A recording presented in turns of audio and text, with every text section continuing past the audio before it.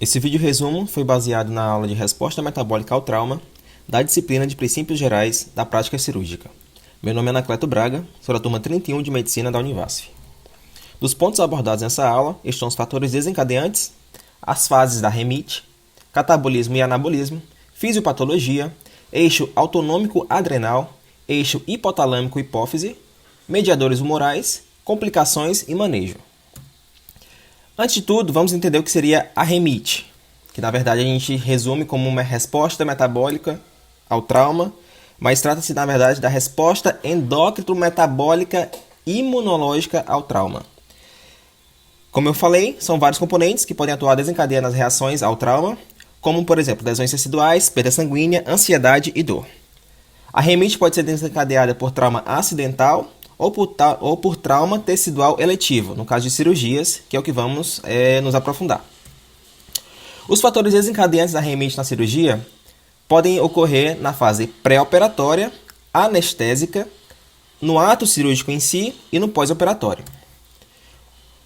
No pré-operatório, algumas coisas que podem desencadear a resposta metabólica seria o jejum do paciente, porque sabemos que para ser submetido a uma cirurgia, o paciente deve estar de estômago vazio, dieta zero. O estado psicológico do paciente, uma vez que o nervosismo, ansiedade, tensão pode desencadear respostas metabólicas e endócrinas no paciente também.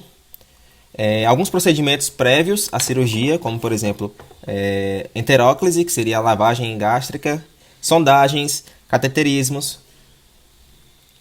O preparo do campo cirúrgico também pode desencadear respostas ao paciente, principalmente respostas psicológicas, nervosas, né? Por exemplo, a tricotomia da região a ser operada, o próprio preparo da sala de cirurgia antes da entrada do paciente, aquilo tudo vai desencadeando reações nervosas e metabólicas no paciente. A anestesia seria o outro ponto que também pode desencadear respostas metabólicas, como por exemplo a intubação orotraqueal pode lesionar o paciente, pode vir a desenvolver reações metabólicas. A inalação de gases, uma vez que alguns pacientes podem ter sensibilidade a determinados gases anestésicos, e isso pode causar irritações. E a própria toxicidade da droga que vai ser usada como anestésico, né? Isso pode levar a fatores desencadeantes de inflamação.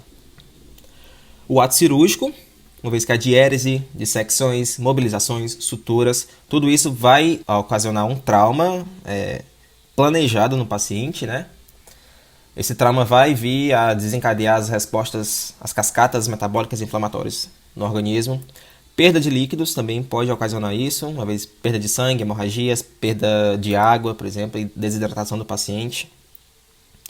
O posicionamento na mesa cirúrgica, visto que a longa exposição, a longa estase venosa ali do paciente durante a operação pode vir também a desencadear problemas.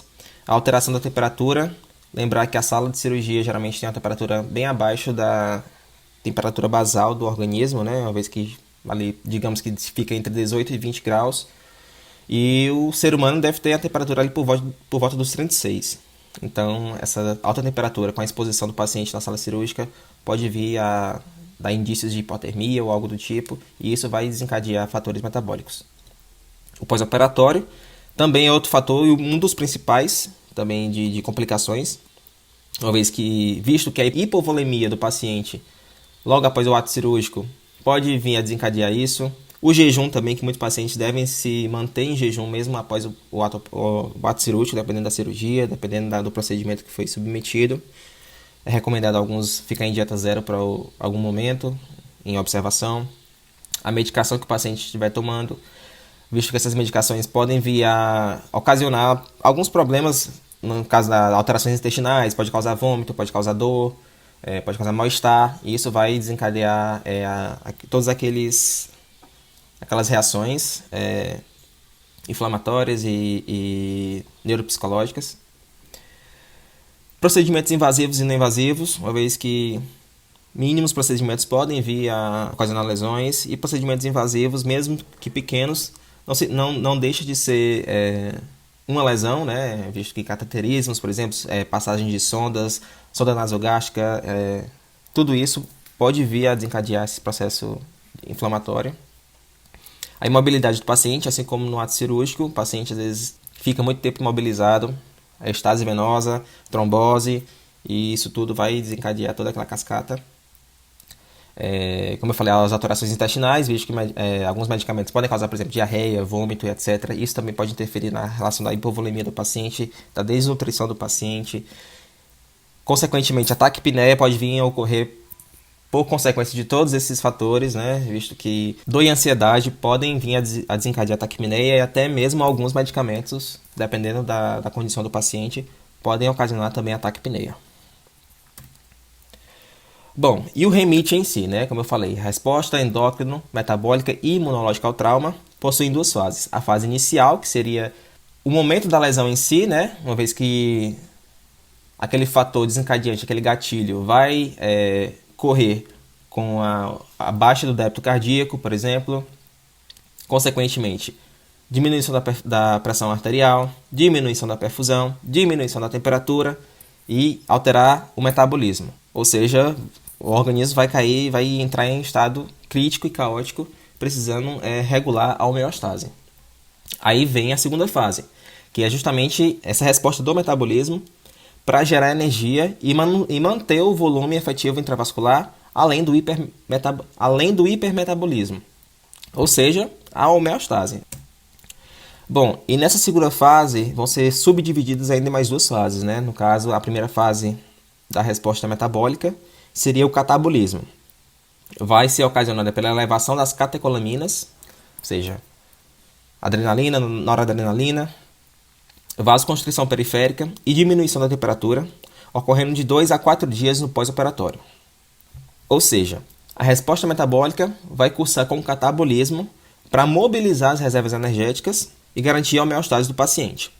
A homeostase, obviamente, vai servir para recuperar o sistema. A recuperação do sistema vai se basear na osmolaridade regulada, no aumento do fluxo metabólico e na produção de energia. Essa resposta homeostática vai ocorrer de 1 a 5 dias após a resposta metabólica. Lembrando que a resposta metabólica ocorre de 2 a 4 dias do pós-operatório e a resposta homeostática de 1 a 5 dias após o início do catabolismo.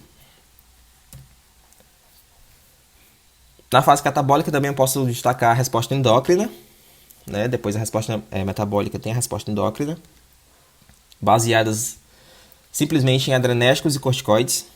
Essa resposta endócrina vai levar ao aumento do glucagon, aumento do ADH, aldosterona, GH, TSH, cortisol e catecolaminas, uma vez que todos esses hormônios em conjunto vão atuar na retenção de água, retenção de sódio, retenção de bicarbonato, vão diminuir o potássio sérico do paciente, vão diminuir a ureia, vão diminuir o fosfato também, gerar lipólise, proteólise e gliconeogênese. Tudo isso vai desencadear na febre, taquicardia, dor, oligúria, sonolência, inapetência e amenorreia, bem típica e comum em pacientes pós-operatório. Na segunda fase, só para destacar um pouco aqui, que não seria muito bem o foco da aula, ocorrerá a fase anabólica, né, que seria a fase de normalização dos hormônios, que estarão aumentados na fase catabólica, principalmente da insulinemia. A primeira etapa seria a etapa glicogênica, onde vai ocorrer o balanço de nitrogenado positivo, aumento da força muscular, da ingestão e da absorção. E a etapa lipogênica, que seria o peso ponderal e a normalização das funções vitais do paciente. Essa fase anabólica vai ocorrer entre meses a anos. E a fisiopatologia da resposta metabólica. Bora lá. A resposta endócrina é ativada por estímulos neurais nociceptivos periféricos a partir do local lesado até o sistema nervoso central. Ou seja, depende exclusivamente do trauma que o paciente vai sofrer. E a partir desse estímulo e da recepção pelo sistema nervoso central vai ocorrer a resposta hipotalâmica. E essa resposta vai se dar em dois eixos, o eixo autonômico adrenal e o eixo hipotálamo hipofisário. Eu gostaria de destacar aqui, como eu acabei de dizer, que a resposta neuroendócrina do organismo depende do ato cirúrgico, extensão do traumatismo tecidual, técnica anestésica ou analgésica, susceptibilidade própria do doente e condição pré-operatória. Vamos falar um pouco dos eixos, né, de resposta. Começando pelo eixo autonômico adrenal. Destaquei aqui bem grande, as catecolaminas vão ser os principais desencadeantes desse eixo, tá? Uma vez que a noradrenalina e a adrenalina têm relação direta com a intensidade do trauma, ok? Esses hormônios vão ativar a atividade simpática, vão elevar a atividade simpática do organismo, né? Sabemos que a atividade simpática vai cursar com aumento da frequência cardíaca, aumento da pressão arterial, aumento do volume de ejeção, aumento da frequência respiratória e aumento do volume de O2. Esse aumento da atividade simpática vai demandar a energia do paciente, reservas energéticas do paciente, vai mobilizar as funções viscerais do paciente, ou seja, mais órgãos vão estar sendo mobilizados para trabalhar e, consequentemente, mais energia vai ser demandada pelo organismo. Nesse estado, a gente vai ter também o aumento do glucagon, que vai corroborar para o aumento da glicogenólise, gliconeogênese e lipólise. Lembrando também que as catecolaminas vão interferir no aumento da renina e do ADH, certo? E, consequentemente, na diminuição da insulina, já que a insulina é um hormônio anabólico e a gente precisa de catabolismo nesse momento. Já o eixo hipotálamo hipofisário vai ser baseado nos glicocorticoides. Principais, o ACTH, né, o cortisol, que vai ser liberado pelas adrenais, vai cursar com a gliconeogênese do organismo, certo? Lembrando que o cortisol vai favorecer também o aumento do glucagon, consequentemente a redução da insulina. O glucagon vai favorecer a liberação da alanina muscular, ou seja, os aminoácidos do músculo que vão... isso vai cursar com a proteólise. Vai também favorecer a beta-oxidação hepática, ou seja, mais ácidos graxos serão mobilizados, convertidos em glicerol e cursando com a lipólise. E também o ACTH vai bloquear a cascata do ácido araquidônico, né? A relação lá da inflamação das enzimas COX e LOX, além de reduzir também os fatores TNF-alfa e as interleucinas. Resumindo, catecolaminas vão ser ativadas pelo sistema nervoso autônomo nas adrenais, vão causar o hipermetabolismo, a vasoconstricção, proteólise, lipólise e glicogenólise. Dos efeitos adversos vão ocasionar a alta adesão plaquetária, a baixa fibrinólise e a hipercoagulabilidade, além da contração de esfíncteres e aumento da resistência vascular periférica.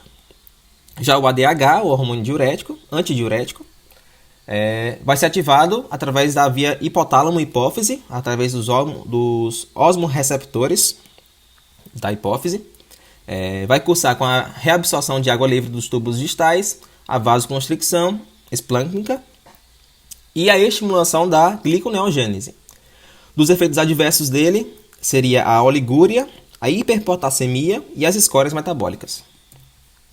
O ACTH, cortisol, vai ser liberado através do eixo hipófise e adrenais também. Esse vai cursar com a síntese proteica baixa, o aumento do catabolismo hepático de aminoácidos, proteólise, lipólise e glicogenólise também. E dos efeitos adversos vai ser o consumo muscular, edema, hiperglicemia, aumento da resistência vascular periférica e retardo na cicatrização. O sistema renina, angiotensina, aldosterona vai ser liberado através do estímulo do ACTH sobre o córtex adrenal. Vai ser responsável pela retenção de água livre e sódio, excreção de potássio e a vasoconstricção. As desvantagens dele seria o aumento da resistência vascular periférica e possíveis edemas. A insulina, sabemos que o pâncreas é o responsável pela liberação, células beta, é responsável pela regulação da glicólise, hipoglicemiante, favorece o depósito de aminoácidos muscular, inibida pelas catecolaminas e pelo ACTH, cortisol. Das desvantagens é a resistência à glicose. Já o glucagon, liberado pelas células alfa pancreáticas, responsável pela glicogenólise, lipólise e gliconeogênese. As desvantagens é o aumento de ácidos graxos séricos, cetogênese e hiperglicemia. Vou falar um pouco agora dos mediadores humorais da resposta metabólica. Um dos primeiros, bem resumidamente, seria o sistema complemento, né? Sabemos que é um importante mediador da fagocitose, opsonização, quimiotaxia de leucócitos, É responsável também pela ativação da coagulação e ativação do sistema de cininas, aumento da permeabilidade capilar, contração da musculatura lisa, aumento da permeabilidade dos vasos e citólise. Outro mediador seria os opioides endógenos, uma vez que é ocasionado pelo estímulo das endorfinas, dinorfinas ou encefalinas, por exemplo. Esses hormônios ocasionarão a depressão miocárdica, vasoconstrição pulmonar, inibição da bomba de sódio. E vale lembrar também que a anestesia local inibe a resposta neuroendócrina ao estresse traumático, ou seja, diminui a dor, consequentemente não teremos esses estímulos opioides. E isso pode influenciar positivamente no prognóstico. A cascata inflamatória do ácido araquidônico, como um todo, também é um importante mediador humoral. Dando uma leve relembrada aqui sobre a cascata inflamatória do ácido araquidônico. Sabemos que quando tem um estímulo externo, ocorre a estimulação das fosfolipases A2 nas membranas celulares, que vão liberar o ácido araquidônico. Esse ácido araquidônico também será responsável, consequentemente, pela liberação dos COX e dos LOX, ou seja, as ciclooxigenases e as lipooxigenases. As ciclooxigenases são responsáveis pela catalisação das reações que formam as prostaglandinas, que são aquelas responsáveis pelos sistemas cardinais da inflamação, dor, febre, edema, rubor e etc. As prostaciclinas, que são responsáveis basicamente pela vasodilatação e pela desagregação plaquetária, e os tromboxanos, que são responsáveis de maneira inversa às prostaciclinas, pela vasoconstricção e pela agregação plaquetária. Já as lipoxigenases, que são os leucotrienos, são responsáveis pela quimiotaxia dos leucócitos, aumento da permeabilidade vascular e a broncoconstrição. Também existem as lipoxinas, que são responsáveis pela inibição da adesão e da quimiotaxia de neutrófilos, ou seja, atuando inversamente aos leucotrienos. Vale destacar também o fator de ativação plaquetária, o PAF, responsável pela vasodilatação, redução da resistência vascular periférica, aumento da permeabilidade vascular, ali diretamente relacionado com os tromboxanos das COX. E o TNF-alfa, a caquetina, responsável pela expressão imunológica, vai desencadear proteólise intensa, depressão cardíaca, acidose, edema intersticial, a SARA, e facilita a translocação bacteriana também. Destacando que ela é retroregulada pelos radicais livres e oxigênio das inflamações e etc. E também responsável pela liberação... Responsável não, na verdade ela contribui para a liberação de dióxido nítrico, que é um importante vasodilatador da microcirculação e regulador do tônus vascular. Aqui um breve esquema do ácido araquidônico que eu encontrei aqui pelo Google. Depois vocês dão uma pause aí e deem uma olhada. Mas resumindo tudo que eu acabei de explicar, as funções e todos os fatores componentes. E quais serão as complicações da remite? Vamos lá. Catabolismo proteico, perda de massa muscular, dificuldade respiratória e mobilidade comprometida. Destacando principalmente o catabolismo proteico, que é o desencadeante de tudo, Havendo catabolismo, vai ocorrer a diminuição da produção de anticorpos, porque uma vez que anticorpos são proteínas, e consequentemente a imunossupressão. Ou seja, o paciente já vai se encontrar debilitado devido à alta proteólise excessiva e, além disso, com o sistema imune baixíssimo. Ocorre que ainda dá para reverter e manejar esse paciente, dependendo do grau de catabolismo proteico que ele sofreu.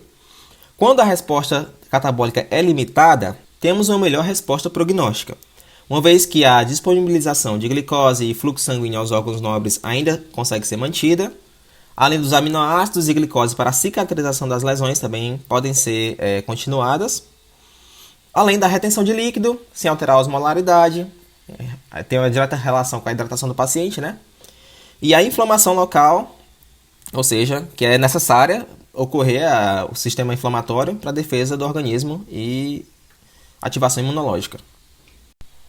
Quando exacerbada, é uma péssima resposta prognóstica, uma vez que ocorrerá o hipercatabolismo proteico, como a gente falou da debilidade do paciente, Pode ocorrer também a intolerância periférica à glicose, dada a alta atividade de glucagon mobilizado durante o processo endócrino, Essa mobilização das reservas energéticas pode ocasionar uma hipoinsulinemia, né? E, consequentemente, quando o paciente sai do período catabólico e passa para o anabólico, vai haver essa discrepância em relação à glicemia sérica e as taxas de insulina. Isso pode ocasionar uma resposta diabética no paciente e diversos outros fatores agravantes.